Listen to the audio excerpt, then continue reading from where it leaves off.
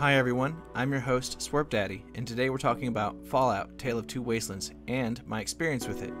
I've included links in the description for you to start your own playthrough, as well as a list of the Nexus mods I'm using to make it slightly more immersive, and the Tale of Two Wastelands installation guide, which I highly recommend as the installation can involve a few unfamiliar steps. If you're like me and a fan of Fallout 3 and Fallout New Vegas, or if you're curious what it's like to experience both games in a seamless playthrough, then strap on in. Fallout: Tale of Two Wastelands is a total overhaul mod for Fallout 3 and Fallout New Vegas by Bethesda.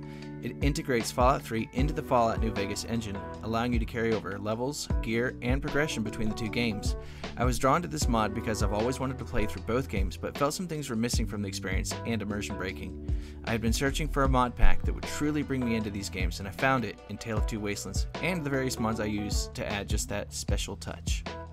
One standout feature for me is the crafting system from Fallout New Vegas, having more depth than its predecessor and giving me a higher level of control over what I can build in the capital wasteland. Being able to craft medical items, ammunition, and weapons enhances that survival mechanic during combat. Where you'd normally be lugging around 15 different guns and 20 types of ammo, you're now able to use that trusty sniper rifle and not constantly be trading out weapons during fights, keeping the gameplay snappy and fun. Speaking of combat, another major improvement is the ability to aim down sights. This feature significantly enhances every fight. In my attempts to revisit Fallout 3 over the past few years, this was a major turnoff for me. I've been spoiled by the last 10 years of gaming, and now I can't not be able to look down my sights. And while combat is important, the survival mode from Fallout New Vegas is what truly sends me. Rationing food and water for long scavenging missions satisfies that get bread, build base, don't starve part of me, and just helps me feel like I'm there in the post-apocalyptic capital wasteland. There are some small details, like being able to see my character's legs. It keeps me grounded in the game. While some might argue that this is an unnecessary feature, I'd argue that the slight frame rate reduction is worth not feeling like a floating amygdala gun thing. I also added a smoking mod, but not just for show. Cigarettes affect your special modifiers with buffs and drawbacks, but more than just a cosmetic with a tiny bit of utility, once you have it, it feels essential in a post-apocalyptic survival game. You'll find yourself keeping more packs that you find and choosing whether to sell them to traders or keep them for spicy moments. These little touches make the game that much more immersive, and you just gotta love the visual of your character, cigarette hanging out of his mouth, firing away to vaporize yet another foe. So far, my playthrough has been a blast. The challenge of survival mode in the capital wasteland is surprisingly straightforward, with there being ample food and water sources everywhere. So I'm eager to see what the Mojave has in store, and whether that challenge will be elevated. My biggest threats are the Enclave and Talon mercenaries, who relentlessly chase me across the wasteland and have caught me in some tricky situations.